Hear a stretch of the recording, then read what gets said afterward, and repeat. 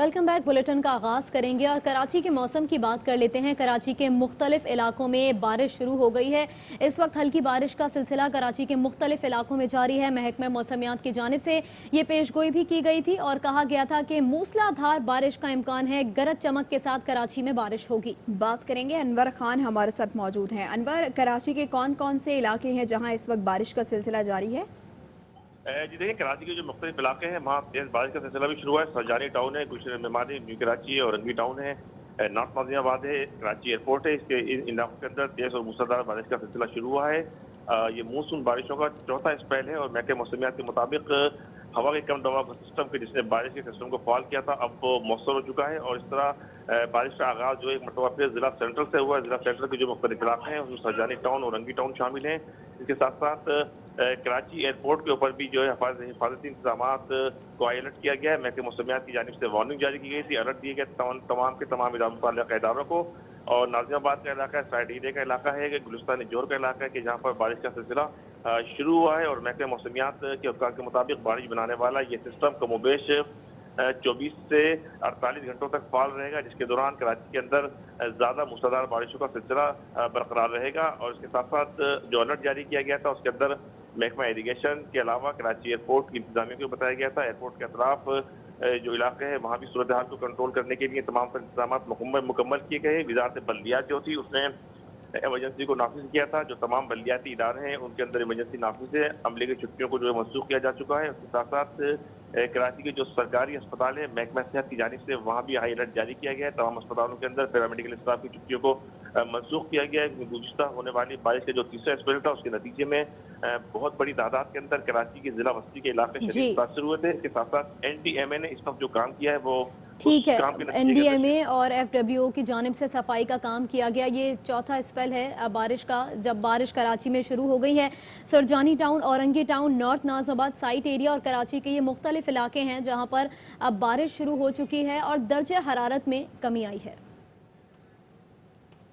और आज से कराची समेत सिंध के मुख्तलिफ शहरों में एक जानिब तो अभी बारिशों का सिलसिला जारी है, जबकि तूफ़ानी बारिशों का भी इम्कान है। महकमे मौसमियात ने 100 से 130 मिलीमीटर बारिश की पेशगोई करती है।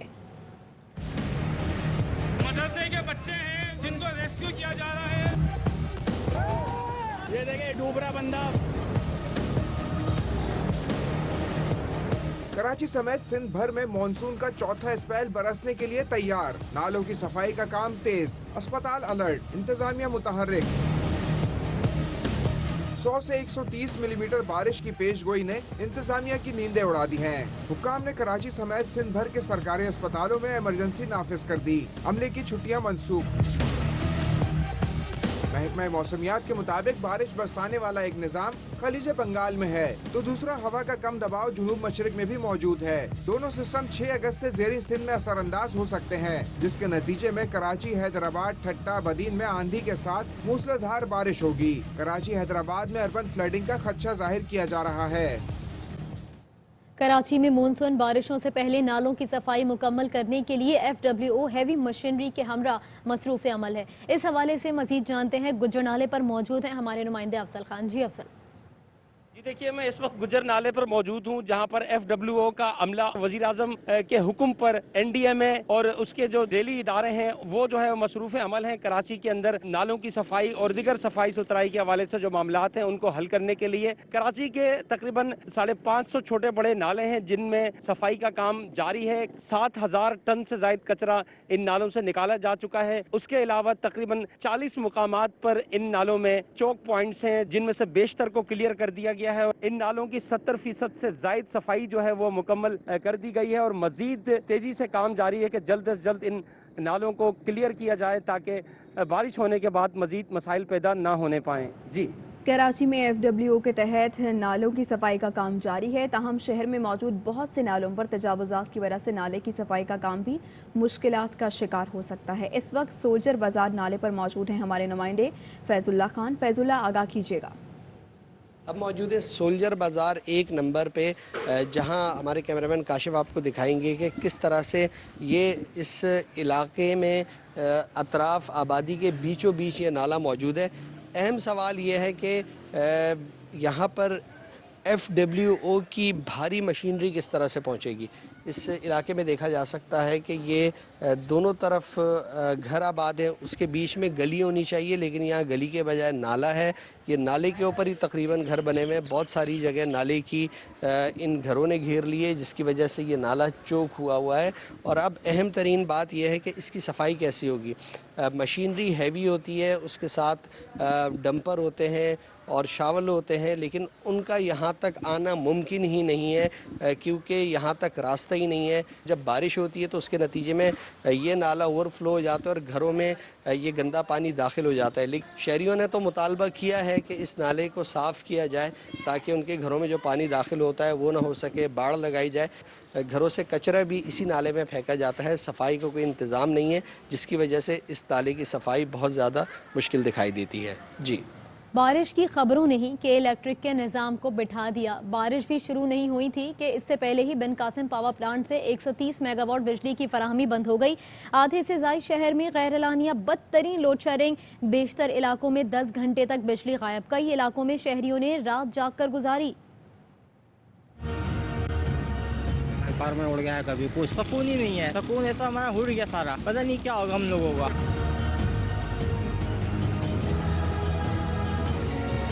شدید ہبس, گرمی, گندگی کے ڈھیر, مکھیوں کی بہتات اور اس پر بجلی غائب. کراچی والوں کے لیے سکون کا سانس لینا محال ہو گیا. بن قاسم پاور پلانٹ سے 130 میگا واٹ بجلی کی فراہمی معطل. سسٹم کی خرابی, فالٹس یا نااہلی کہ الیکٹرک نے آدھے سے زیادہ شہر کی بجلی بند کر دی. طلب و رسد کا فرق, لوڈ مینجمنٹ اور فالٹس کو جواز بنا کر کہ الیکٹرک کئی علاقوں میں 10 گھنٹے تک بجلی بند کر رہا ہے. مستثنا علاقے بھی بچ نہ سکے. دن میں 6 گھنٹے, 8 گھنٹے, 12 گھنٹے, بعض ٹائم ایسا ہوتا ہے کہ پورا دن لائٹ نہیں ہوتی ہے. یہ الیکٹرک والوں کی تو اپنی ایک بدماشی ہے جو کراچی کی عوام پہ مسلط کیا ہوا ہے. دکان پر آئے تو یہاں لائٹ نہیں ہوتی, کام دھندے نہیں ہوتے. اب گھر پہ جائے رات کو 1 بجے 2 بجے لائٹیں بند کر دیتے ہیں. ڈیفینس, نارتھ نازم آباد, نارتھ کراچی, لیاقت آباد, بفر زون, صدر, گارڈن, شاہ فیصل, گلشن حدید, جوہر, گلشن, ملیم, لانڈی, کورنگی, اورنگی سمیت کئی علاقے بدترین لوڈ شیڈنگ سے دوچار ہیں. بارش ابھی برسی بھی نہیں کہ الیکٹرک کے ستم شروع ہو گئے. بجلی کی بندش کے ساتھ بیشتر علاقوں میں پانی کی قلت کا بھی سامنا ہے. اس کے علاوہ نیب لاہور نے آئندہ ہفتے 2 اہم شخصیات وزیر اعلیٰ پنجاب عثمان بزدار اور مریم نواز کو طلب کر لیا ہے. نیب نے 12 اگست کو وزیر اعلیٰ پنجاب عثمان بزدار کو 11 بجے پیش ہونے کی ہدایت کی ہے. وزیر اعلیٰ پنجاب کو شراب کے لائسنس غیر قانونی طور پر جاری کرنے کے الزام میں طلب کیا گیا ہے, جبکہ مریم نواز کو 11 اگست کو 11 بجے پیش ہونے کی ہدایت کی گئی ہے. نیب نے مریم نواز کو رائیونڈ جاتی عمرہ کے علاقے میں 200 کینال اراضی غیر قانونی طور پر اپنے نام منتقل کرنے کے الزام میں طلب کیا ہے. رمضان شوگر ملز کیس میں احتساب عدالت نے شہباز شریف اور حمزہ شہباز پر فرد جرم عائد کر دی. ملزمان نے صحت جرم سے انکار کر دیا. احتساب عدالت نے سماعت 27 اگست تک ملتوی کر دی.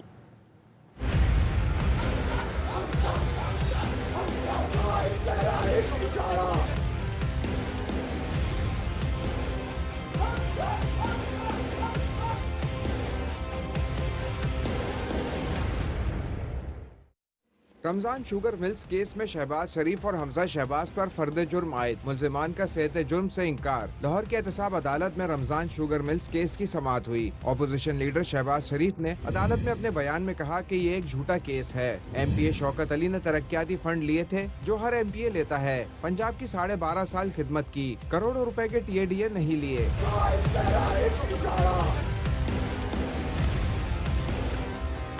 شہباز شریف نے کہا, میں نے متعدد اسپتال بنائے, پی کے ایل آئی جیسا اسپتال بنایا. ایک جانب کھربوں روپے کے منصوبوں میں اربوں روپے بچائے, دوسری جانب ایک گندے نالے کے کیس میں جھک ماروں گا. حمزہ شہباز کے وکیل نے اپنے دلائل میں کہا کہ صرف الزامات لگانے سے کیس نہیں بنے گا. آج فرد جرم عائد نہ کی جائے. بریت کی درخواست دائر کرنا ہمارا استحقاق ہے. درخواست کی تیاری کرنا چاہتے ہیں. अदालत ने अपने रिमार्क्स में कहा कि 6 माह का अरसा हो गया, आपकी अभी तक तैयारी नहीं हो सकी। हमजा शहबाज के वकील ने कहा कि नैब ऐसे सबूत नहीं पेश कर सका जिसकी बुनियाद पर फर्द जुर्म आयद की जा सके। एहतसाब अदालत ने रमजान शुगर मिल्स केस की समाअत 27 अगस्त तक मुलतवी करते हुए आइंदा समाअत पर गवाहान को शहादतों के लिए तलब कर लिया। लीगी कायदीन की एक और पेशी, लीगी वर्कर्स की फिर हुल्लड़बाजी। एहतसाब अदालत में हमजा शहबाज की पेशी पर कारकुनान ने तमाम हदें पार कर ली। अदालत के बाहर लीगी मतवाले पुलिस के साथ गुत्थम गुत्था हो गए, पुलिस को धक्के दिए। पुलिस ने हटाने की कोशिश को तो लीगी कारकुनान गालम गलोच पर उतर आए। LNG स्कैंडल में नैब रावलपिंडी ने शाहिद खाकान अब्बासी, उनके बेटे अब्दुल्ला खाकान, मिफ्ता इस्माइल समेत 15 मुल्जिमान के खिलाफ ज़िमनी रेफरेंस एहतसाब अदालत में दायर कर दिया। चेयरमैन नैब ने रेफरेंस दायर करने की मंजूरी दी थी।